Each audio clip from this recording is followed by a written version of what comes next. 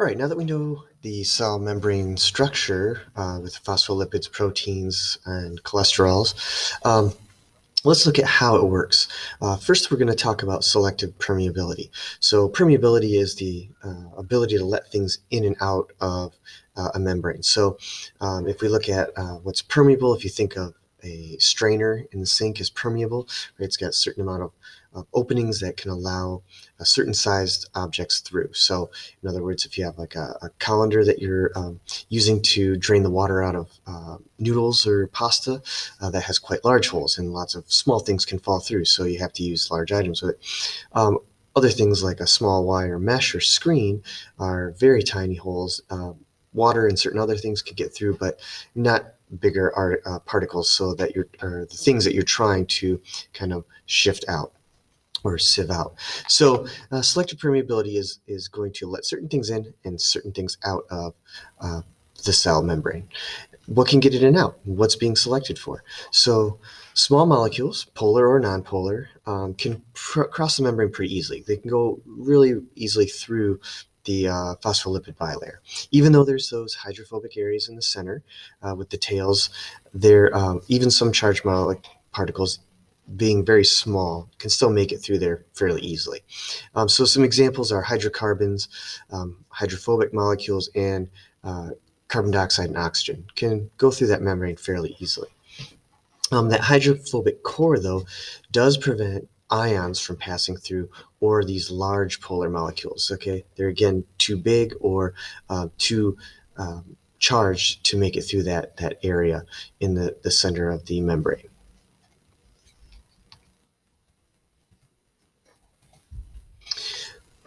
So, two types of transport we're going to talk about. How do these things make it through the membrane?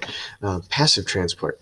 This one, no energy is needed. It's passive. It happens naturally. Doesn't take energy from the cell, which is a good thing, right? We expend energy when we need to, but we don't want to waste energy when we don't have to. So we're going to use some natural processes to let things into or out of the cells.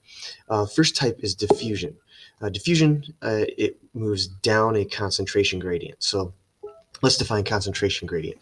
If you look down here, get my laser pointer out. If you look down here, you've got some depictions. This is a concentration gradient setup. That means there are a lot of particles on one side of the membrane.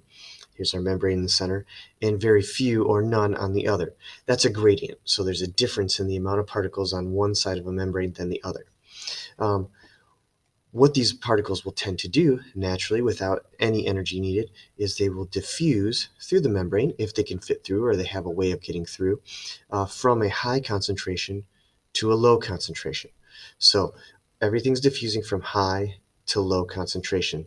It goes down the concentration gradient. And then that process will happen until we reach equilibrium, which means there's generally the same number of particles on both sides of the membrane. Everything's equal, everything's spaced out, everything's happy. Examples: hydrocarbons, carbon dioxide, oxygen, water. Those things can all diffuse through the membrane, again trying to find that equilibrium and naturally doing that without the use of any energy whatsoever. Here's just a blow up. Again, we're going to add a second particle in here. So we have a concentration gradient set up with these yellow and purple particles. Notice that there are no yellow on this side and no purple on this side. So which way are they going to naturally move or diffuse? The yellow are going to start diffusing from left to right, and they're going to try and push some over to this area to equal out. And conversely, the purple are starting to push from right to left, trying to equal out their concentration or numbers on each side. And then we can reach equilibrium with both of those particles.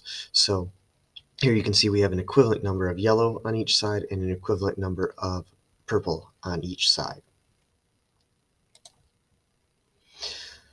There's a very specific term when it comes to the diffusion of water. We call that osmosis.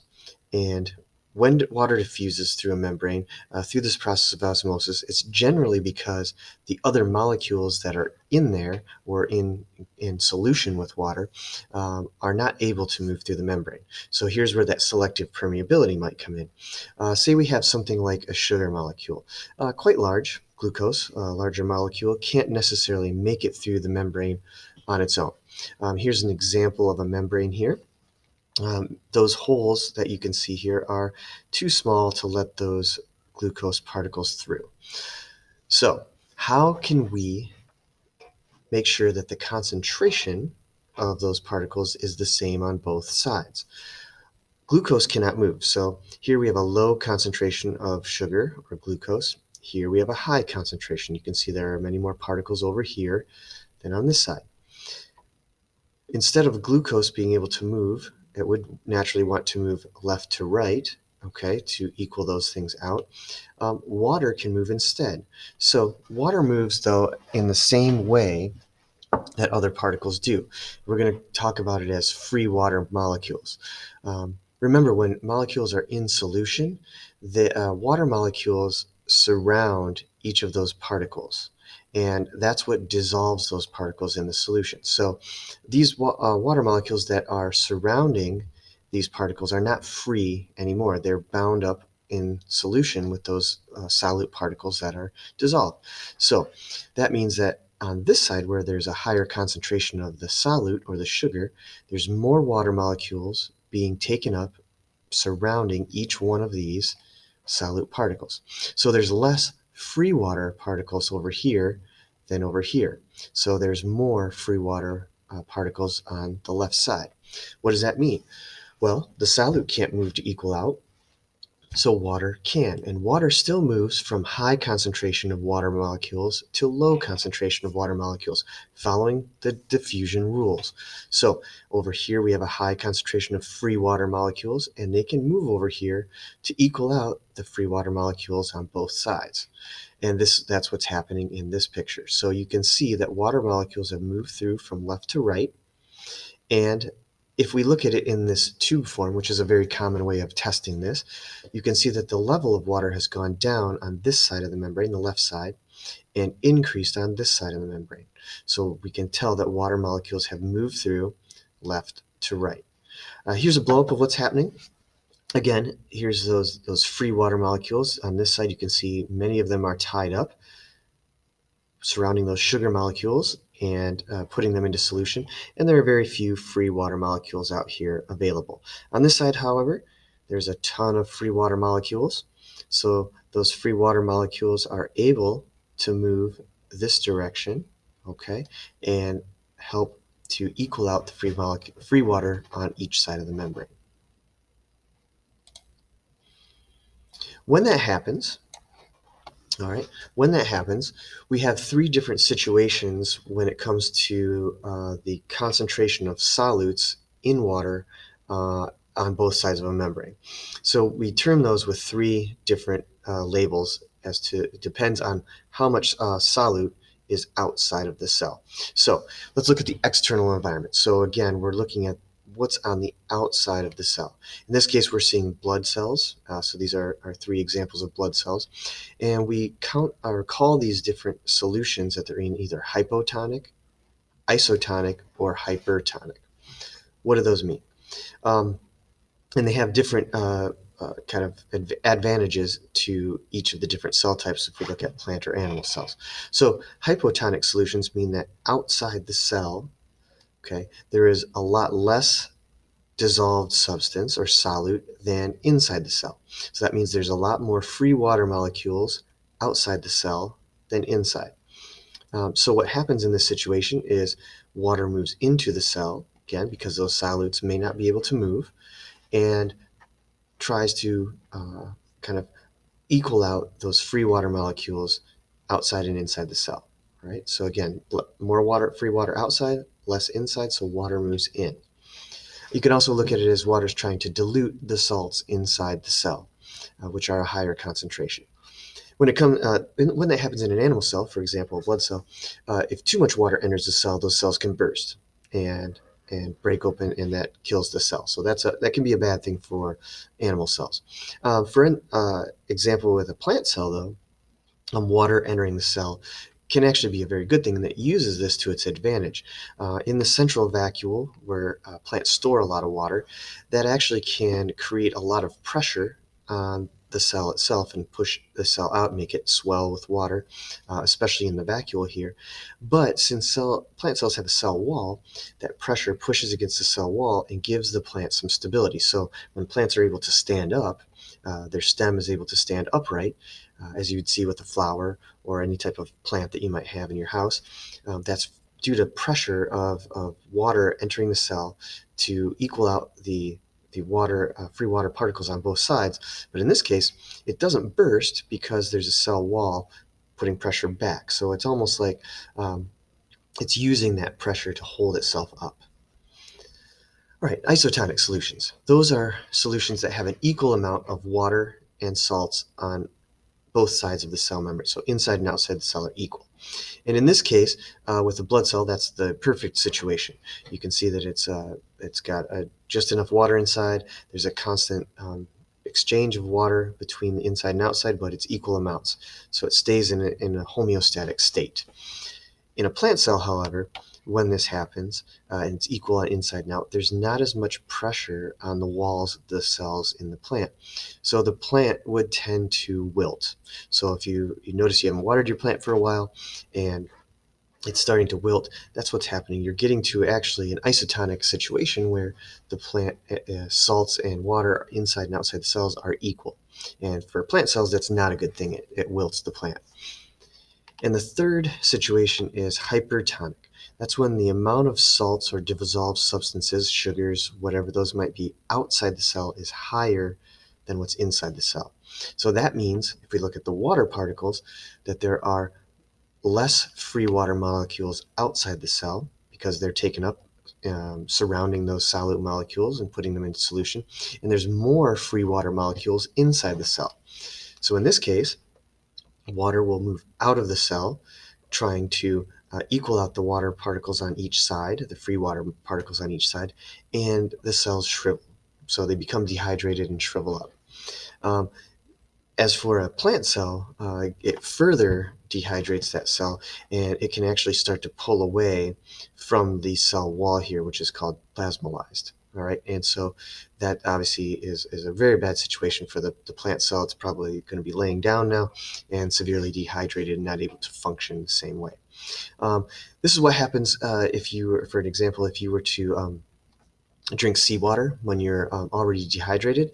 You're now putting a very, very salty solution into your bloodstream, which is now going to have more salt outside and less free water particles.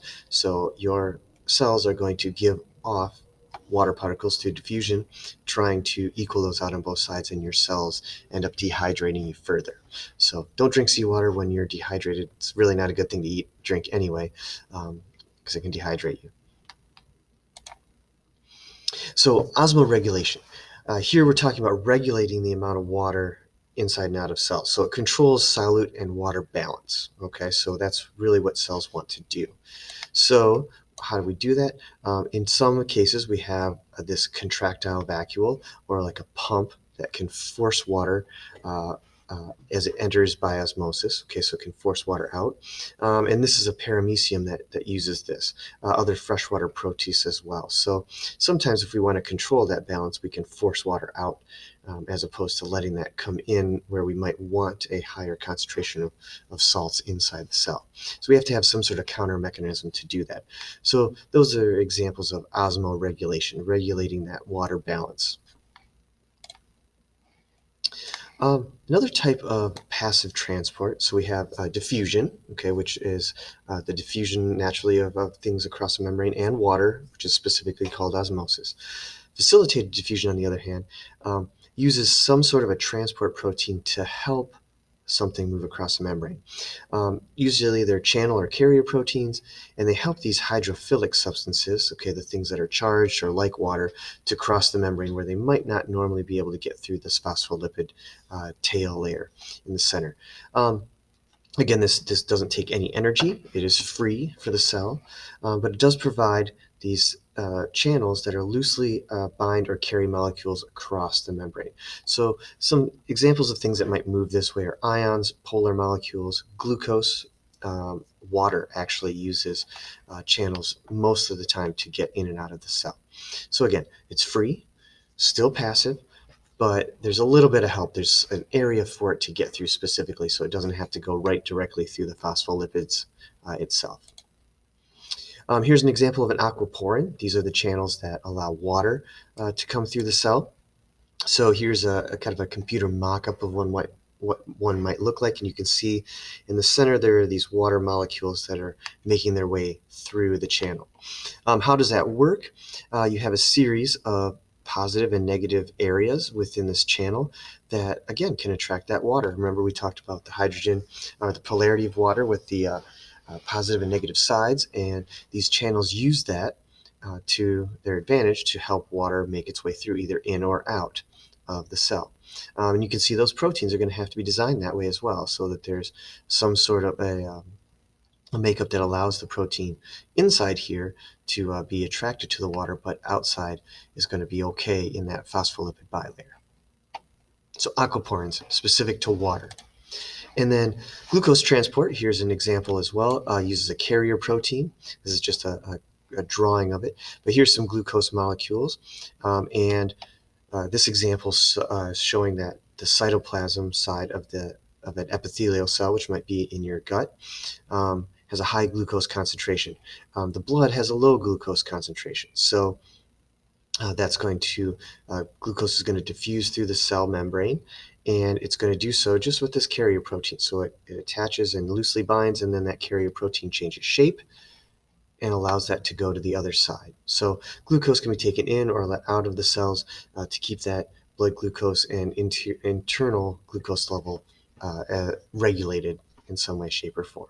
So again, passive transport, free for the cell, allows items to pass through the membrane and equal out on both sides by form of diffusion or by facilitated diffusion, which has carrier proteins or channel proteins that help things along.